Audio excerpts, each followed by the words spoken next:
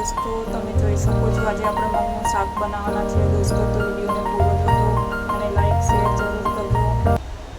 Hello દોસ્તો, કેમ છો? મજામાં? તો આજે આપણે બનાવવાના છીએ મગનું શાક। તો મેં અહીંયા એક વાટકી ભરીને મગ પણ લઈ લીધા છે અને આજે હું બહુ દિવસ પછી વિડીયો બનાવવાના ચાલુ કરું છું દોસ્તો, તો તમે વિડીયોને પૂરો જોજો। તો તમે જોઈ શકો છો મેં અહીંયા મગ પણ ધોઈ લીધા છે અને હવે કુકરમાં પણ નાખી લીધા છે। તો હવે આપણે એમાં 1.5 ગ્લાસ જેટલું પાણી નાખી લઈશું। તો દોસ્તો તમે જોઈ શકો છો મેં અહીંયા મગમાં પાણી પણ નાખી લીધું છે। તો હવે આપણે ગેસ પણ ચાલુ કરી લઈશું। અહીંયા ગેસ પણ ચાલુ કરી દીધો છે। તો હવે આપણે કુકર પણ મૂકી લઈશું અને થોડું એમાં મીઠું નાખી દઈશું।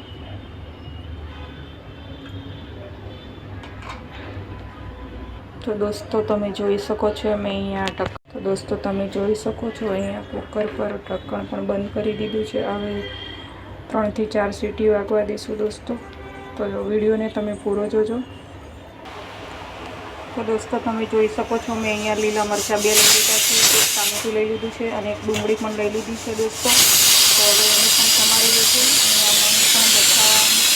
અને મગ પણ હવે બફાઈ ગયા છે। તો હવે થોડી વારમાં આપણે એને વઘારી પણ લઈશું દોસ્તો। તો હવે દોસ્તો તમે જોઈ શકો છો અહીંયા મારી ડુંગળી પણ સમારાઈ ગઈ છે, ટામેટાં પણ સમારી લીધા છે, લીલા મરચાં પણ સમારી લીધા છે અને લસણને પણ વાટી લીધું છે દોસ્તો। તો હવે આપણે એને વઘાર કરી લઈશું અને અહીંયા મગ પણ ચડી કમ્પ્લીટ થઈ ગયા છે દોસ્તો, બહુ વધારે ચડી ગયા છે। હવે એને વઘાર પણ કરી લઈશું। તો ગેસ ચાલુ કરી લઈશું અને કઢાઈ પણ મૂકી દીધી છે।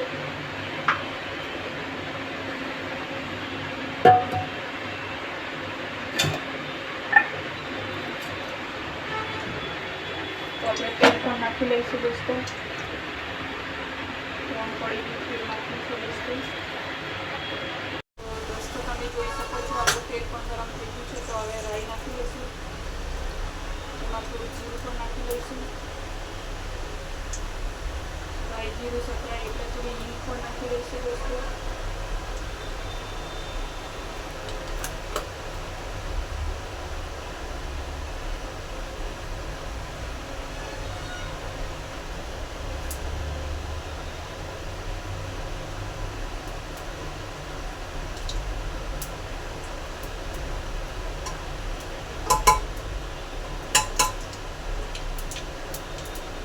જીરું સતરાઈ ગયું છે દોસ્તો। તો હવે આપણે એમાં નાખીશું ડુંગળી,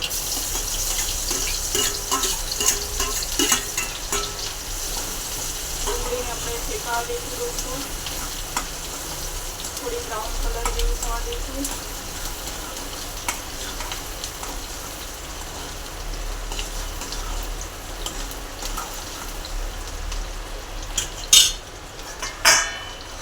એમાં આપણે આ લીલા મરચાં સમાર્યા હતા થોડા એ પણ નાખી લઈશું।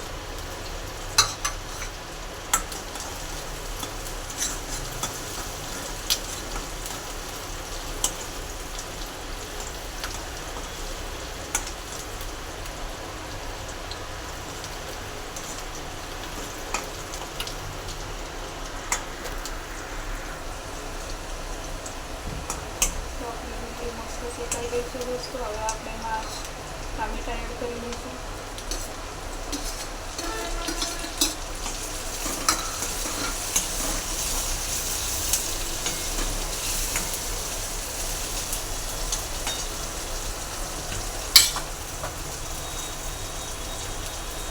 ટામેટાં નાખ્યા પછી હવે આપણે નાખી દઈશું મીઠું,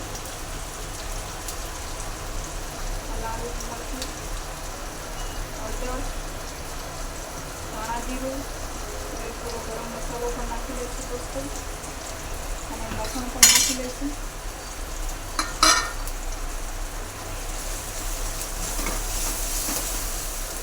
બધા મસાલા નાખ્યા પછી આપણે દોસ્તો બધું મિક્સ કરી દઈશું।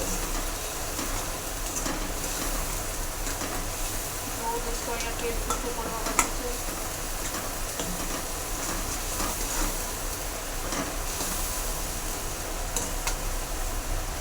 તો તમે જોઈ શકો છો આપણું તેલ પણ છૂટું પડી ગયું છે। હવે તો આવા એમાં નાખી દઈશું મગ, બહુ ચડી જાય। રોટલો બનાવવાનો.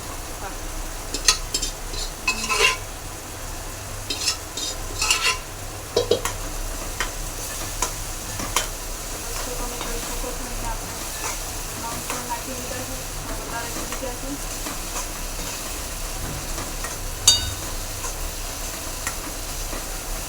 એમાં થોડું પાણી પણ એડ કરી લઈશું.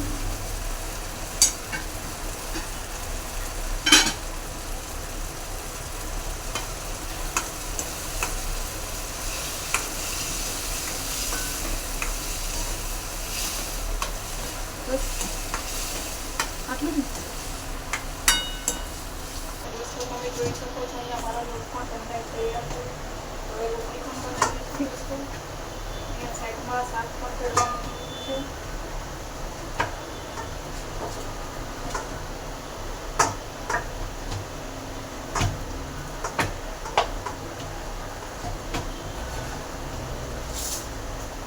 દોસ્તો તમે જોઈ શકો છો અહીંયા શાક પણ તૈયાર થઈ ગયું છે.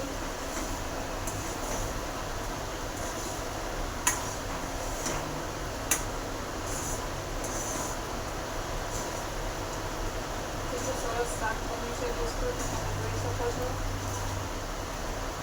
જોઈને જ મોઢામાં પાણી આવી ગયું છે દોસ્તો.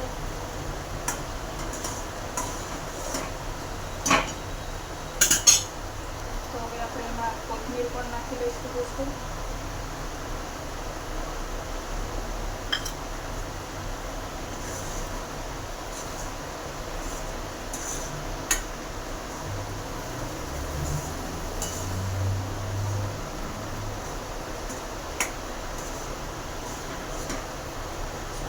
શાક બની તૈયાર થઈ ગયું છે.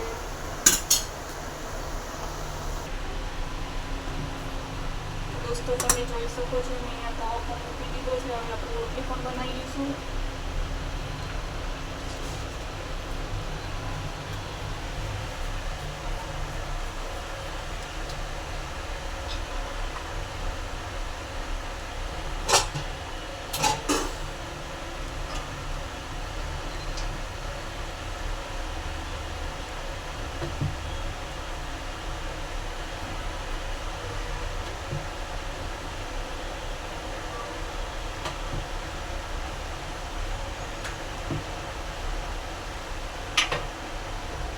તવો પણ ગરમ થઈ ગયો છે, તો આપણે રોટલી પણ નાખી દઈશું દોસ્તો.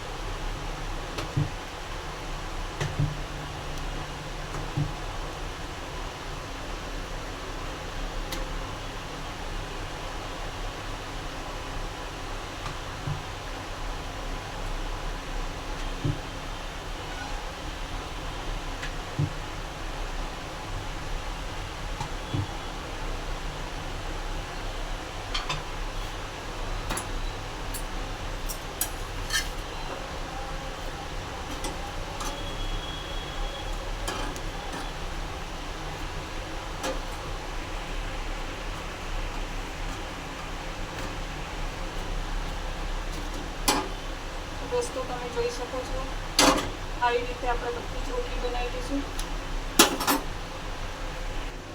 તો દોસ્તો તમે જોઈ શકો છો આપણી રોટલી પણ અહીંયા બનીને કમ્પ્લીટ તૈયાર થઈ ગઈ છે દોસ્તો. તો દોસ્તો તમે જોઈ શકો છો અહીં આપણું મગનું શાક અને રોટલી તૈયાર થઈ ગઈ છે દોસ્તો. તો ચાલો આવી જાઓ બધા જમવા માટે, અને વિડીયો ગમે તો લાઈક શેર જરૂર કરજો દોસ્તો. Bye bye.